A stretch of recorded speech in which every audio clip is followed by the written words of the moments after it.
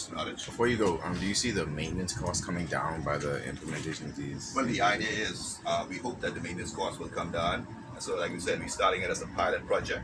But Mr. Knowledge will tell you that the concept is that these vehicles do not require that traditional quarterly servicing. They have limited checks on an annual basis. So we want to see how that works. But the idea is to start with a pilot project, put them on the road, and get a good feel as to what actually happens. We put them to the test. So no estimation as to by how much that number will cover. Well, we don't have an initial ballpark figure, but we want to do the pilot project and see what the results tell us. Definitely. Mr. Knowledge. Yes, good morning, everyone. What was your question again? Can you give us like the general mechanics, mechanical operations of how this vehicle works? How long does it take to charge the vehicles, and how long will these vehicles run per charge?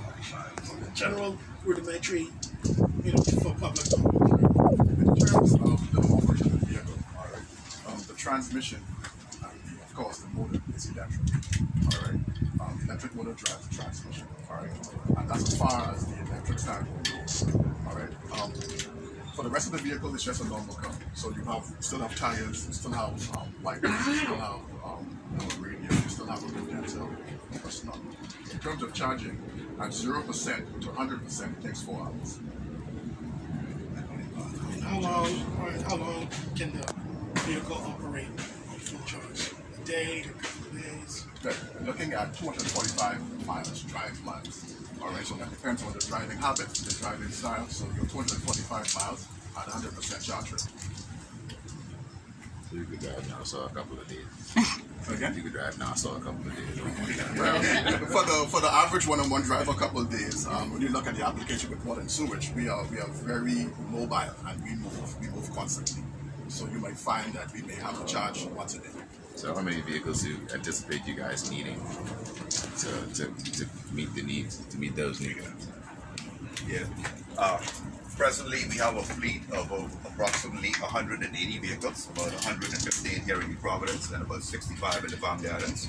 So the idea is that over time, we will convert to more energy efficient vehicles. But of course, the idea is to start with the pilot, see how that works, and once we're comfortable with the brands that we acquire, we are starting with these particular brands, a car and a van, but we're also looking to obtain smaller trucks. And as you know, if you follow the US news, they also, Ford is moving to more and more EV vehicles on the larger scale. And so that's something for us to look at as well, because I'll tell you, one of the challenges we have, even with respect to climate resiliency and in the Family Islands, is that, for example, we have challenges sometimes in obtaining sufficient fuel for our vehicles. And so we want to ensure that this is also an opportunity to address continuity of our operations from the fuel perspective. That if we have rooftop solar, for example, during a hurricane event, if there's a period where there's limited fuel availability, even if there's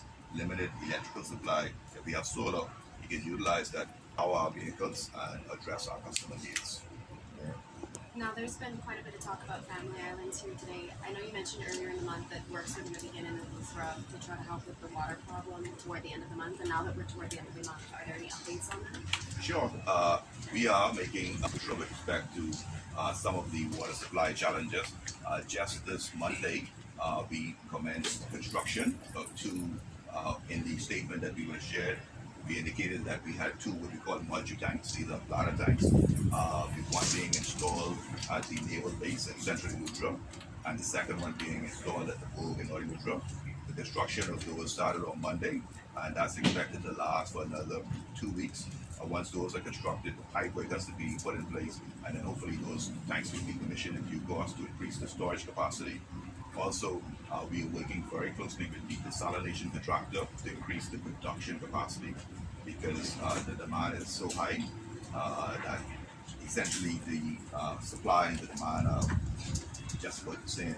And so we have to increase the production capacity, additional production capacity, to keep the tanks full and to allow sufficient maintenance on the installed units that are there now.